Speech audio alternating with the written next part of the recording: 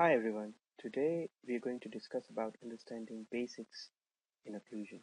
My name is Dev Patel and thank you for being here. So how do we see occlusion? Um, Most of us, or including me, used to see occlusion as something very daunting. I was aware that it exists but chose to ignore it. And hence, whoever I've talked to, many of them gave me the same feedback that they know occlusion exists, they know canine guide has groove function. Many of them know reorganized approach or conformative approach.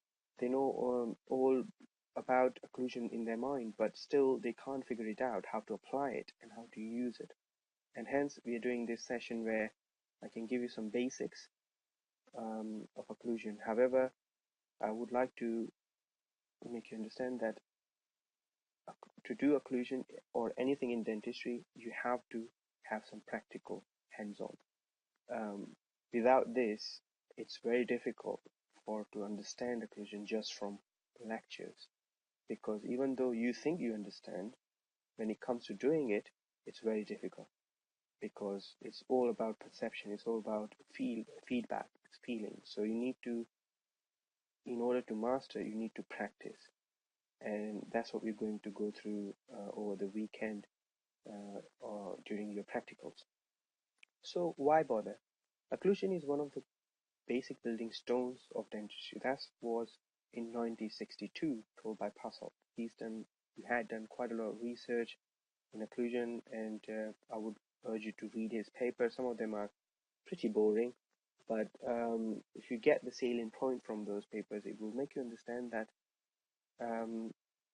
occlusion it plays a big part even if you're doing a single restoration or a multiple restoration. Obviously, with the single restoration, the effect is somewhat smaller depending on which tooth it is. Again, you will understand later on. Whereas if you're doing multiple, you're more likely to get caught out by it. So I would like to start this lecture asking three questions. And this is very common scenarios we come across in our day-to-day dentistry, where you have replaced old amalgam or any old restoration, and you place your very nice composite restoration, carved it really nicely, looks like a tooth as you exactly told patient, and when you ask patient to close their mouth, it's pretty proud, and then you start digging about, and then basically it looks like a small white blob. I'm sure everyone had this scenario. So how can you avoid this? What factors you should look for when beforehand to avoid this issue? Have you had a situation, I know I've had it before in past, where you prepared a second molar for a crown, and despite of adequate reduction, because you would have checked before you take impressions and everything, the final crown is too high, and you're just blaming the laboratory that, it's bad labs, they don't know how to make the posterior crown, and then you start adjusting it anyway because you need to fit it. And what you see is, after doing adjustment, the crown is so thin that you don't think that it would fit in appropriately, in the sense that if you fit it, it's almost going to perforate it with reduction. So even though if you have adjusted, if you have done a proper reduction, why this happens? Have you treated a patient who repeatedly breaks or chips restoration or teeth? We all have seen them. And again, what factor you should look for when you encounter these type of patients.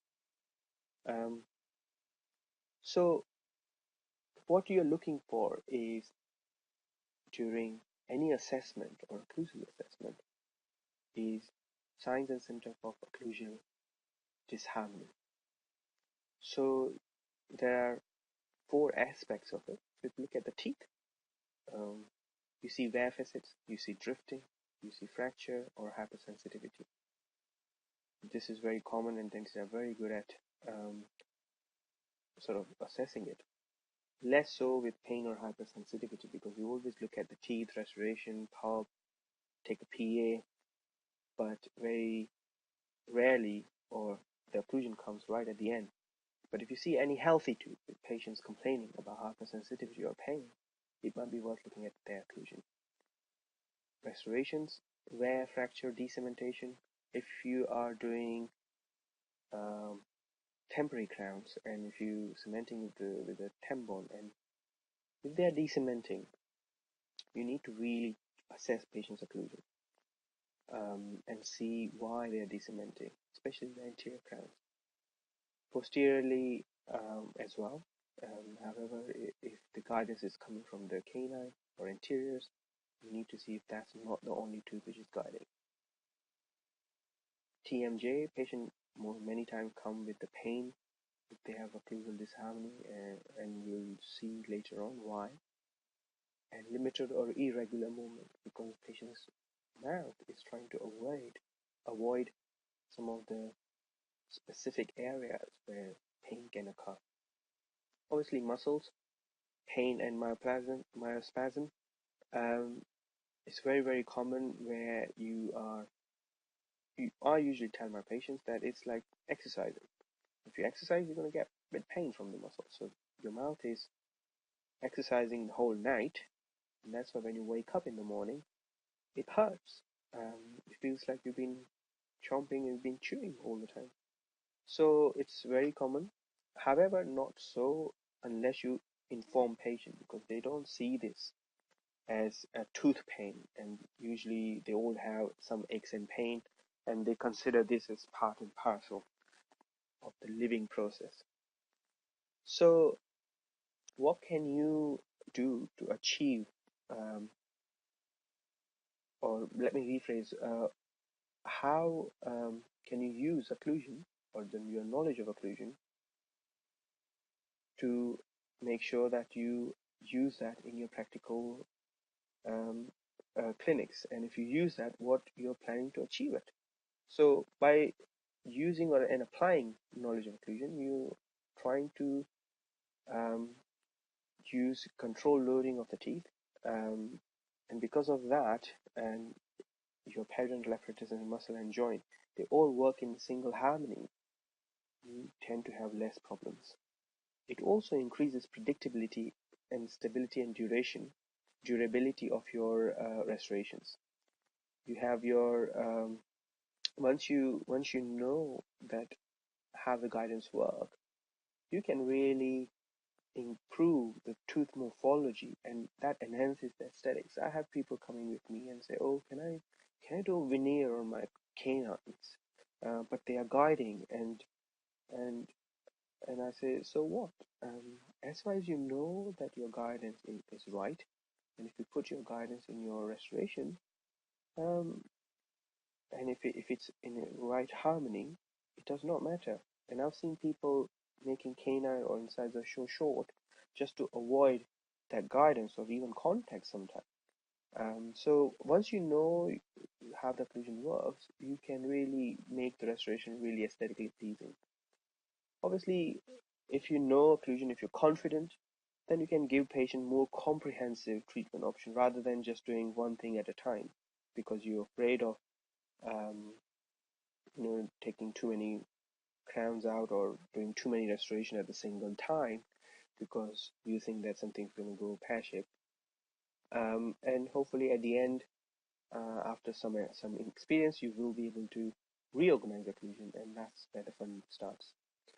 And it decreases stress, both for restorations, but also for you, because it's very stressful, patient coming in every other day with the fracture of the chipping of the porcelain or decementation of the crown, or after you've done full mouth reconstruction, patient comes back with the pain in their jaw, or they say they can't get used to with it. So it's very important to have the knowledge of occlusion for that. So what is occlusion? It's an act or process of closure or of being closed or shut off. It's a dynamic definition of occlusion. So this means that occlusion can be dynamic or it can be static. Static occlusion, called the static relationship between the incising or masticating surfaces of the maxillary and mandibular teeth or tooth analogs. That means that basically you shut mouth close, and that's your basically occlusion. It's a key function to oral, as we know, the occlusion is the key to oral function and subsequently the key to restorative success. And that's why you're here.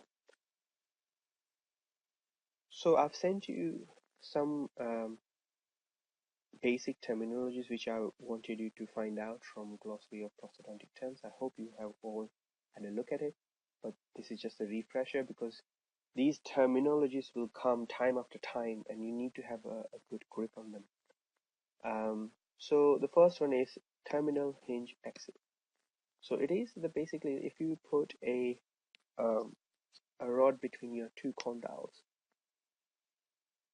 and if you start moving them, and if the mandible is moving in a harmony in one circle, that axis becomes your terminal hinge axis. That's as simple as that. However, it's very difficult when you have all your face muscles and everything around it to find out where it is. So the definition is the horizontal axis about which the mandible rotates without translator movement of the condyle. So you basically it's in unison rather than it's going one side or the other side. And this clinically occurs when the condyles are fully seated in their fossas, both of them. The mandible is then in the retruded axis position. And that's what we're going to call this position. It's called retruded axis position. It's a very important position for you to know because it's reproducible, and we'll come back to that later. So this is how it looks when you are guiding the mandible. The person here shows either you can do it single-handed manipulation of jaw. So thumb is on chin and the four fingers on the border of the mandible, and you're trying to guide, not push, the mandible into its retruded axis position. However, it's all about feeling, and that's why I said in the beginning that you need to do practical in order to learn this. Otherwise, the photo does not do justice. So the other terminologies which you need to understand, which is very confusing, because people don't agree with one term or the same thing. So the one term is intercuspal position, which we all are aware of, but it's also called maximum intercuspal position, which is MIP, or MI, many times referred in American books. So ICP is a very British term, whereas MIP is more American/international term. So if you read papers, you might find that the right side of all the terms, which is MIP, COCR, is mentioned more in international papers than ICP, RCP, or RAP, because that's more to sort of UK or morphology based, whereas MIP, COCR is more, I would say, widely recognized. So you do need to know them and what the similarities are. I can swap and change in any term because obviously I know what terms it relates to what. However, because I've been trained at Eastman and in UK, I use ICP, RCP, or RAP. So I'm going to use that throughout our presentation and practicals. But you need to be aware of these terms because when you read something different, I don't want you to get confused. And that's one of the things, because I can tell you now that there are many aspects of occlusion people cannot agree with. So you may see very conflicting sort of opinions about it, but the basics are the same. Okay, so ICP is contact between greatest number of opposing teeth while the mandible is stationary and is in most closed position. We all know that because we work with it. Retruded contact position is the relationship of the mandible to the maxilla in which initial contact has occurred following closure about the retruded condylar axis of the mandible. So when you manipulate your jaw into retruded sort of axis position or condylar position, and you are closing the teeth, because when you're doing that, the mouth is open, and then you gently start closing patient's mouth, guide closing patient mouth, and usually it's one. Sometimes, very rarely, there are two teeth are in contact, but most of the time it's one tooth which is touching. So that one tooth becomes your retrograde contact position, because your mandible is still moving in that hinge. Okay, if I go back to that terminal axis hinge, or terminal hinge axis, so the mandible is still moving around that, and you're getting this contact. That's called retruded contact position. It's very important that you understand what it is, because we're going to talk about that a lot. What is retruded axis position is that the same thing with the teeth apart. So you have make sure your condyles are more superiorly placed, and their retrospect in the glenoid fossa. So you manipulated mandible is more superiorly placed, and that position, retruded axis position. Now that can be, it's the teeth apart position, so you need to be very, very clear of that. It's a teeth apart position, which means teeth cannot be in contact during this position. And this is very, very important, because many times I'll see people saying, oh, I'm in centric relation. That's what they use most of the time wording. And I said, okay, but teeth are in contact. You can't have teeth contact when you're centric relation. If your one tooth is in contact, then it's RCP, not RAP. So that's very important. So why RAP is important? RAP is tooth apart position, as we discussed, and has no influence of the teeth, which is good, because if your restoration is proud or broken or whatever, it will influence your occlusion. So RAP does not change over the time. This is very, very important, and that's why we refer back to RAP all the time. You cannot rely on RCP because it's related to the tooth. So you need to first always find your RAP. So RAP does not change over time and remains constant, except changes in actual TMJ assembly occur. So if you have a degenerative issues with the disc, or bone issues, or fracture condyle or something, which changes the whole dynamics. But most of the time for us, we're not going to find those patients. Our patients are pretty healthy, so you will see that the RAP stays the same as far as you have found the same RAP. And in extensive restorative cases where multiple occlusal contacts are involved, clinicians cannot rely on ICP. So you say, okay, I like patients' ICP, and I'm going to sort of conform to patients' ICP. It's very difficult to change all the crowns and do restoration in all the teeth and keep the same ICP. It's not possible. So unless you're doing one crown at a time, even then you end up changing it a little bit, and also it's not effective in any way. So that's why you need to go back to RAP, even if you are thinking of doing conformative approach, but changing all the crowns of the one arch or the other or both, then it becomes automatically reorganized approach. You cannot stay conformity even if you like the RCP. So what are the other terminologies which you need to be aware of? The first one is working side and non-working side.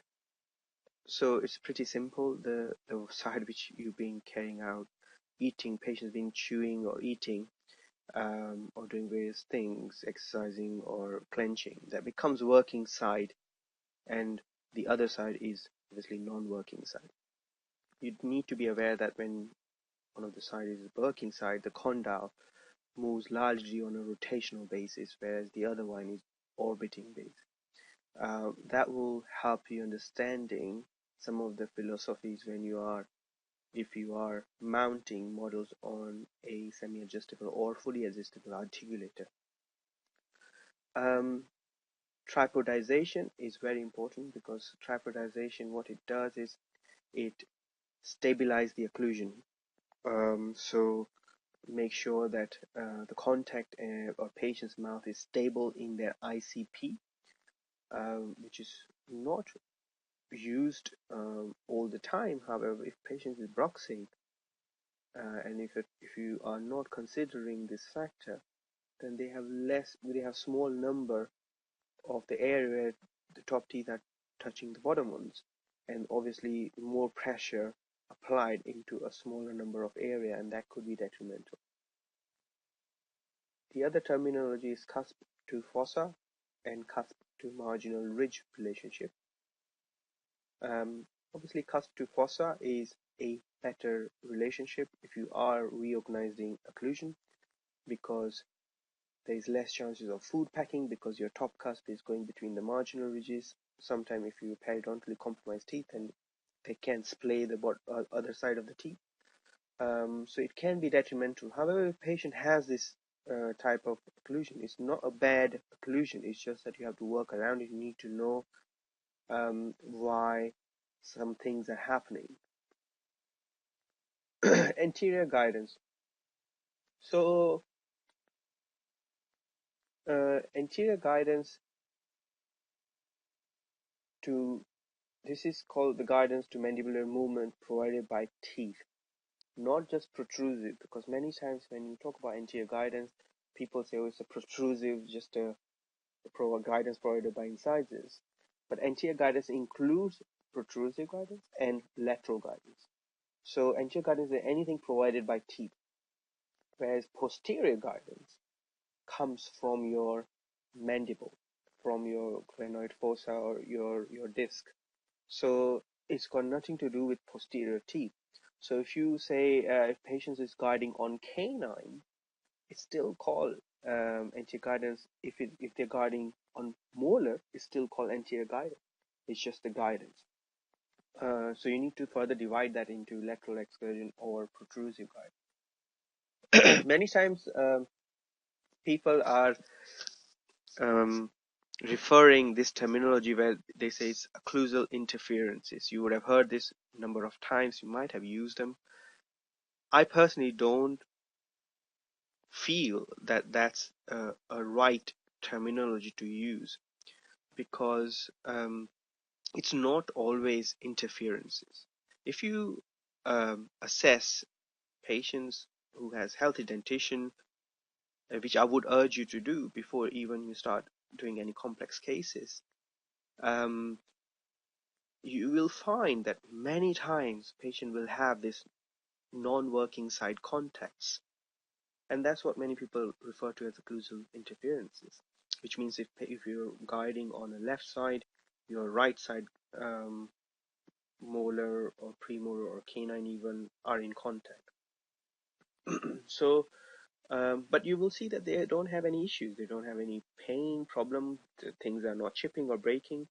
So you do need to know about these things, because if you are putting your own restoration, you don't want non-working side contact, because now if that something happened to that crown or onlay or whatever you've done, and if it fractures, then it's your work done, and then basically you've done the fracture essentially.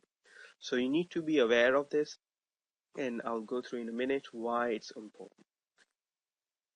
So we need to come back to a little bit of physics, because dentistry is quite a lot about physics. And as you all probably would have known, that there are three types of levers. So you have class 1, where it's just a fulcrum. You have a so you have fulcrum in the middle, force, you put a force on the other side, and you have work on the other side done. It's a seesaw, basically. It's a very classic example of class 1 lever. Class 2 is you have fulcrum, which is F, you have work being done in the middle, and then you have a force, which is P, or power, and you have work done there. So that usually is classic example of nutcracker. So you put a nut in between, and then you apply a force, and then that breaks the nut. Class 3 is the least effective way to have any work achieved, which means if you have fulcrum, power, and then if you have work done right in front of where you're applying power, you can't really apply too much destructive force. If you imagine if you have a nutcracker and if you put a nut in front where the power is applied, you'll never be able to break the nut. So class 3 is the weakest lever, so it doesn't work very well as far as you looking at the force application. So that it doesn't transmit the applied force as much as class 2. Class 2 is more destructive. Class 1 is more efficient, I would say. So why this is important? Why this small physics lecture is important? So how can you apply this in your day-to-day dentistry? As you can see from this diagram, you have condyle as your fulcrum, your masseter muscle as your power. The work is being done quite anterior to the masseter muscle. So if you look at it, our molar, they are the most effective in chewing, in a sense, grinding food, because the power is quite close to the molar, so you can work way around it. Whereas all the guidance, naturally, many times is being done by anterior teeth, and all the cutting and everything. It doesn't require too much power. Also, when you have a guidance, only one or two, many times, teeth are in guiding position. But if you have a guidance with your second molar, you tend to apply too much force, and hence there is a risk of that one cusp breaking, because all the force goes to one cusp at a time sometimes. So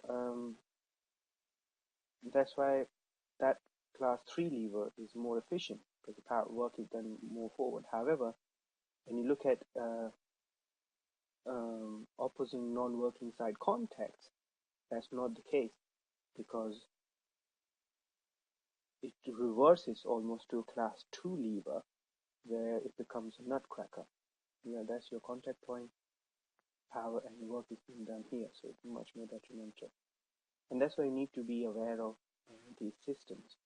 And hence, when we're doing the guidance, we're not, even group function, we're not going to molars unless we're really forced to.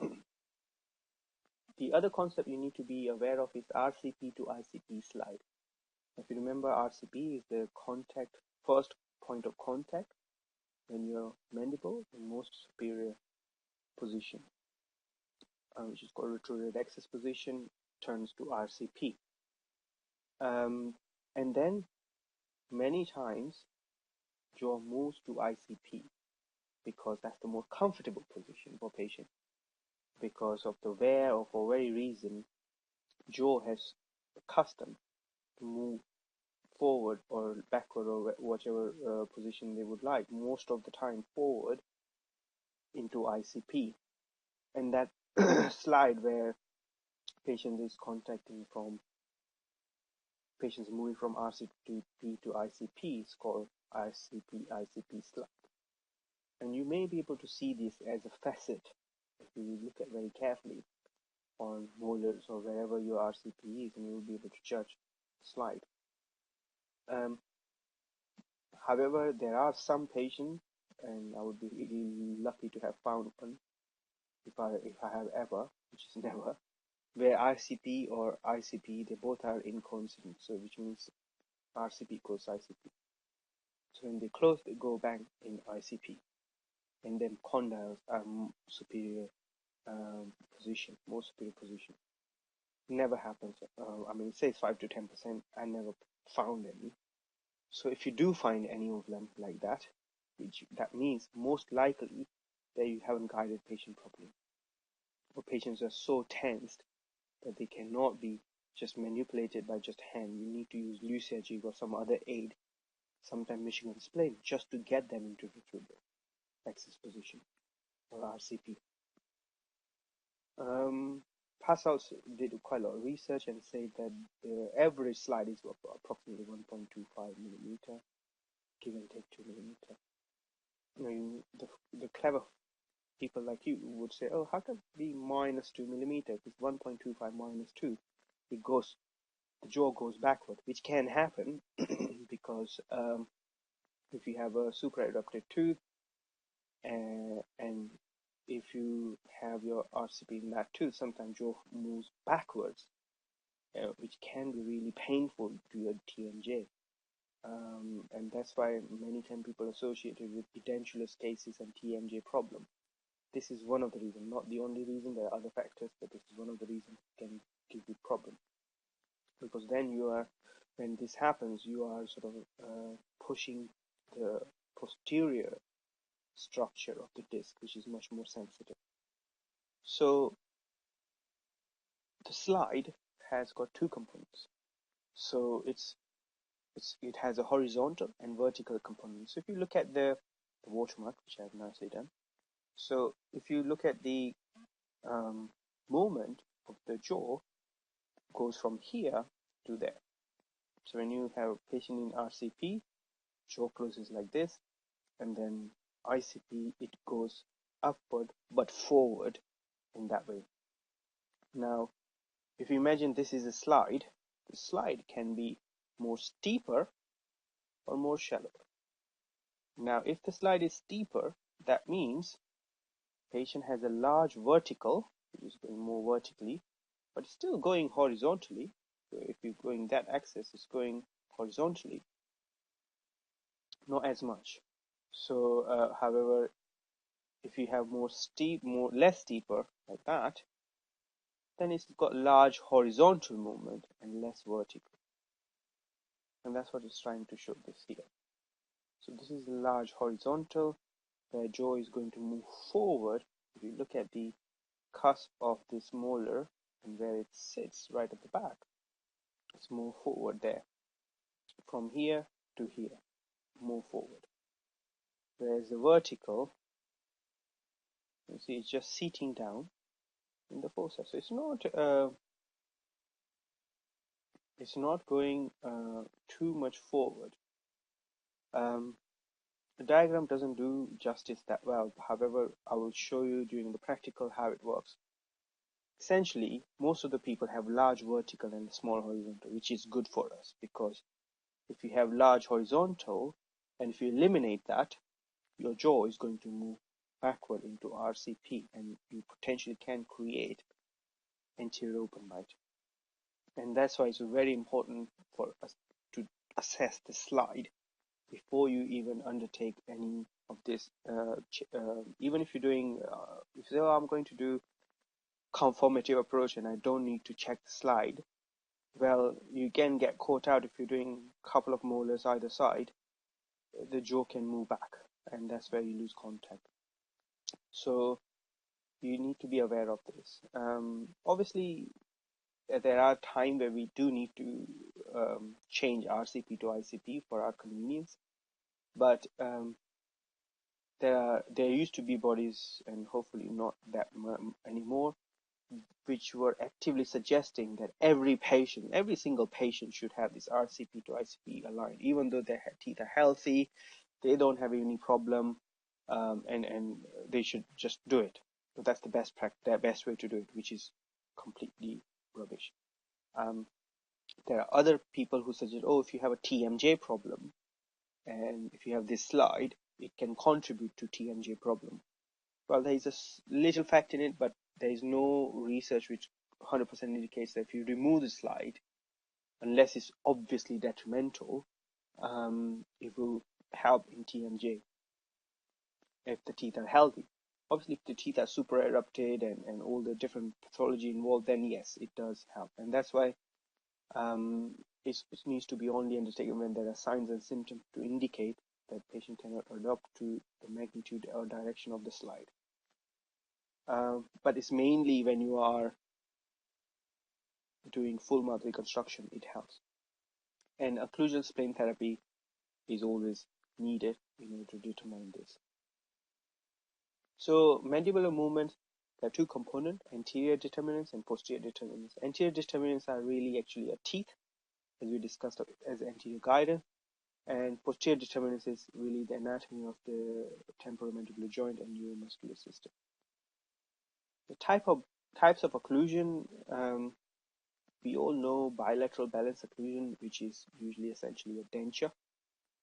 unilateral balanced occlusion, which is one-sided occlusion, which is achieved via group function, which means more than one teeth are in contact when the patients are moving their jaw on the sideways. Whereas the disclusion is achieved via canine guidance. So there are types of disclusion where you are doing group function or canine guidance. Now, I don't want you to get confused between types of occlusion and types of disclusion, in the sense that, again, this is where another confusing terminology happens. This is a type of occlusion, patient, the way they occlude, and this is type of disclusion.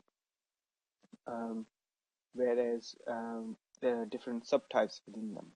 So you have a group function where during entire lateral movement, buccal cusp of the posterior teeth are in contact, which is not all the teeth. So it could be more than one tooth, but it could be all the teeth, or it could be more than one tooth. Whereas canine guidance, as it suggests, is guided by canine. So when you move in the jaw laterally, the whole canine is in contact all the time, nothing else. So when you are deciding what type of occlusion disclusion you're going to select, you need to check the vertical and horizontal overlap of the anterior teeth, as well as the shape and axial alignment, and the condition of the tooth or teeth. So if you have a post and core on canine, I would definitely not use that tooth as a canine guidance. If you have an implant, single standing implant on canine, I would avoid using guidance on that tooth, or at least distribute it to next teeth. So a little bit on it, incisors is a healthy and 2 premolars. You can go as far as mesiobuccal cusp of molar. So it depends on the condition of the teeth. So why we're on and about all the time about canine? So these are the reasons why.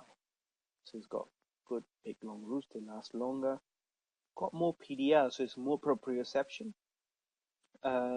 Again, the surface of the canine is such that when you're moving your jaw, it coincides with the surface of the fossa or glenoid fossa. So the jaw and everything moves in harmony. It's also in mechanically favorable position, which then resists the class 3 lever forces. So why canine guidance you need to choose? There are so many studies suggest that there is a decrease in temporalis and mesenteric activity with canine guidance than group function. During lateral movement, occlusal forces are more evenly distributed by canine guidance. Canine guidance reduces muscle activity during parafunction, and it's easy to deal with. I would go with the last one because it's easy to deal with. It's much easier to deal with canine guidance than group function. However, again, group function is not a bad thing. It's just if you are reorganizing occlusion, it's much easier to use a canine and much more control you have. And as you remember, it's all about control. However, there are lots of studies done where they say majority of patients they don't have canine. They may start with canine guidance and the canine wear down, and then they end up with group function at some point. So what is the indication of group function? So if you have a class 1 occlusion with extreme overjet, and you can't really get a canine guidance because of the overjet. If you have class 3 occlusion, where all the lower anterior teeth are outside the upper anterior teeth, that's you have to have a group function. There are some end-to-end bites, anterior open bite we discussed. When canine is very weak, we discussed that as well. The good thing about group function is it distributes forces around different teeth. So because it distributes, they're not one tooth taking too much load. And obviously it's conductive to occlusal wear, which means if they wear down much more evenly. It is technically demanding because your technician will have to make sure that all the teeth are in the same occlusion, and the precision needs to be within microns to get this. And it may not be successful without intraoral adjustment when simple articulator is used. So if you just have a hinge articulator, it may not be used, it may not work. You have to have an intraoral adjustment. However, if you use a semi-adjustable articulator, in my opinion, with a good technician, it does work very well. So coming back to examination, what are you going to do? So these are the points we are going to cover during your practical sessions. So first thing is TMJ. You need to check for clicking, crepitus, pain, muscles of muscle tenderness. Now, how would you check whether your temporalis or masseter or medial trapezoid or lateral trapezoid? Temporalis masseter is very easy. Whereas medial or lateral trapezoid is very difficult to check. The only way to check that is you need to ask patient to do the movement which that muscle is associated with, and then try and put your hand and try and resist that movement and check whether the patient feels pain. If the patient feels pain, that means that muscle is tender. Again, during the clinical examination, we'll go through. Occlusal examination, you need to check the patient's skeletal pattern, whatever types they are. Types of occlusion, you all know, class 1, 2, 3, overbite, overjet. Check RCP. I put a question mark there because it's not always easy to check RCP of patient. And hence, as I said, you may need lysergic, or you may need to deprogram the muscle for longer before you try and find their RCP. ICP is stable or unstable. You need to check whether the patient is contacting, whether it's not stable. If you have got RCP, then you need to check RCP to ICP slide and see what the horizontal components look like. And you need to have a shim stock, which is 8 microns thick, and check where it holds, which teeth are contacting, because it may be that there might be slight opening and you may not know. So you need to check which teeth are in contact. And when you are looking for your RCP, it's very important to use a jaw manipulation technique. Again, I want to reinforce that this is not forcing the mandible of the patient backward, but it's basically allowing patient to move their jaw back. Start occlusion. There are two main concepts. One is Peckham and Schuyler, and the other one is orthology-based concept. So this is just for historic values that it was developed by Dr. L.D. Pankey in 1928 and Dr. A.W. Mann. They were actually the pioneers of occlusion. They were trying to work out why. What they did was people used to do dentures a lot all the time before. They started doing a full mouth reconstruction, but use the same principle as denture with the bilateral balanced occlusion. And they saw that the teeth are breaking all the time. They couldn't figure it out why. And that's when they started developing this concept where, if you do bilateral balanced occlusion in the teeth which are there in the mouth, other than denture. Denture is different because you need stability, whereas in the teeth it becomes more destructive. So the main features as the plane of occlusion is established by incorporating a curve of P, which is approximately the arch of a 4-inch circle. It's very specific. Lower posterior teeth restored to predetermine the plane of occlusion. So you restore the lower teeth first, and then maxillary anterior teeth are restored to establish the predetermined anterior guidance, and then the maxillary posterior teeth are then restored using functional generated path in patient's mouth, which means you basically put a crown in some sort of a bite registration and ask patient to do a different movement, and then you fabricate the crown around it. So that was the true and Schaller, that's a true Penkiman and Schaller philosophy, which is still practiced in America by some of the people. Gnostology is more based, more English or European, developed by Dr. Beverly McCullum and Charles Stewart and Harvey Stallett. Charles Stewart is one of the main driving force who carried out doing more research afterwards. By definition, is that the science that deals with the biology, physiology, and mechanics of the stomatognathid organ system and its vital relationship to the human body. So they will look at the approach a bit more philosophical, but in the sense that much more general. However, their main concept that uses canine guidance. They try to do RCP equals ICP when they are reorganizing occlusion. All the posterior teeth should contact evenly and exactly at the same time, forming 3-point contact. We looked at the tripodization between the cusp slopes with the fossa slopes, called tripodization. Posterior support. So in this philosophy, you start with gaining posterior support, then you work on your anterior guidance, then you restore anterior teeth, and then you restore posterior teeth. It's a concept of occlusion in which the teeth act in group for the mutual protection. On causing to ICP, there is a simultaneous even contact of posterior teeth, which thereby take the occlusal force along the long axis. So which concept should we use?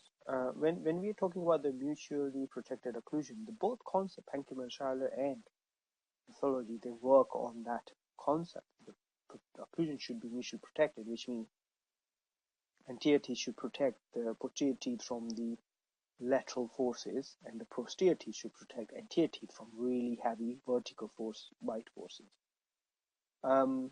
The PMS concept is primarily a technique or a method of case analysis prior to full mouth reconstruction. It doesn't tell us scientifically why we are doing this, but merely the sequence and steps of the specific technique, which means that it's the technique rather than the science behind it. There's not much science in PMS concept. And that's why even the people who were quite more PMS based, they are now moving to gnostology, because gnostology is just more than technique. As I said, it just looks at the whole concept of your mandible relationship of the jaws and mutually protecting the occlusion. And that's why I prefer gnostology based concept, and I don't know anyone who purely works on PMS concept. So the other concept you need to be aware of when to choose conformative versus reorganized approach. During many restorative procedure, we need to make a decision whether we want to go conform with reorganized, even if we are doing one restoration. Because if that one restoration on the tooth, which is RCP, which is first contact, by removing that RCP, you are kind of reorganizing the patient's mouth. And that's why I would urge you to start checking RCP in each patient. Even if you're doing a single restoration, it would be good exercise for you to, you don't need to do it, but it would be good for you to do it if you do it on a regular basis. As a part of the treatment, is often called a reorganized approach. So when to do conformity approach?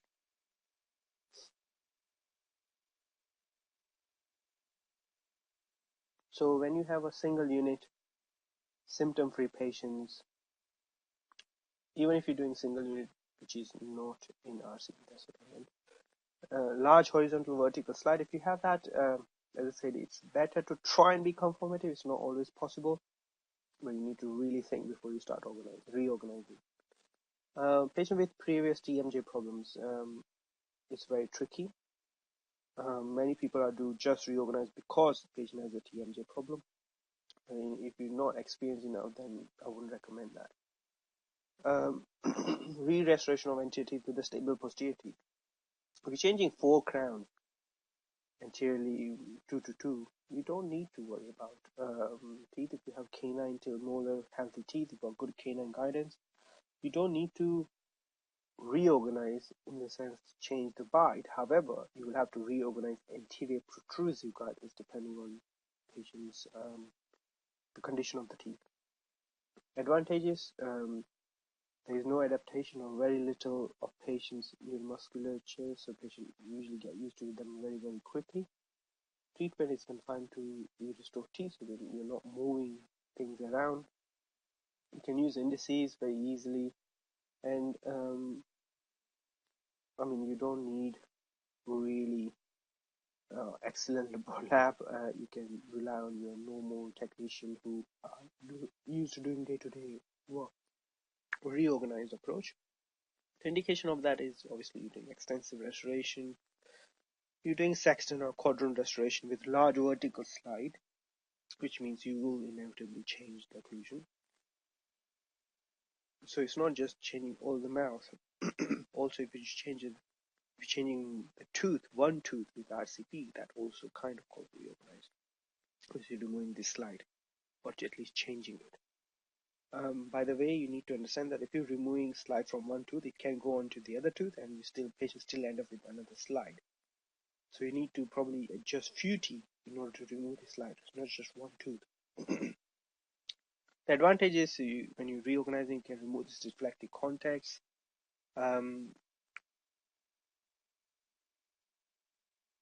Preparation of teeth does not result in change of jaw relationship.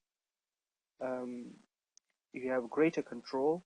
You have a stable occlusion, which is now you manage to create, which is in harmony with border movement. And you're reducing this iatrogenic deflective context. And you've got more control over interpretive contact, and you've got more posterior stability. So how do I choose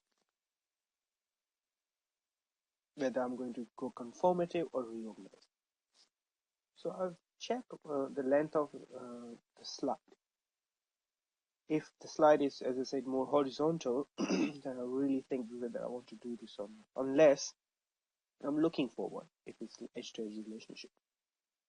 Degree of difficulty eliminating the discrepancy. If it's quite a huge discrepancy, really I want to do it. You need to obviously look at the patient perspective as well in this. And you need to check the parafunctional history. If patient's really bruxis, you can't really do change dramatically. You need to incorporate change in a timely fashion. And you need to check, I would check the number of occlusional surfaces I need to restore more than it goes to reorganized approach. So in summary, the 3 questions I asked you before, these are the answers. I hope you would have come to conclusion that how many times you have replaced old amalgam and had to overcarve it in order to make sure the restoration is not too high. If that happens, you need to consider occlusion or eruption of the opposite teeth and the slide as well. The second question, I would certainly say that most likely that the tooth is most probably had a retruded cuspal or contact position, and patient had a slide which was eliminated unintentionally, of course, resulting in repositioning of mandible, closing the space. So mandible goes most of the time backwards and closes and upwards and closes this space. And obviously the last patient is you need to consider parafunction, which everyone considers, but many times we don't completely consider deflective context and interference. That's what I was coming to. So thank you very much for listening to this lecture. I would like to apologize for my voice, but I hope it has gone very well. And if you have any question, you can ask me on the first day in the morning. Take care. Bye.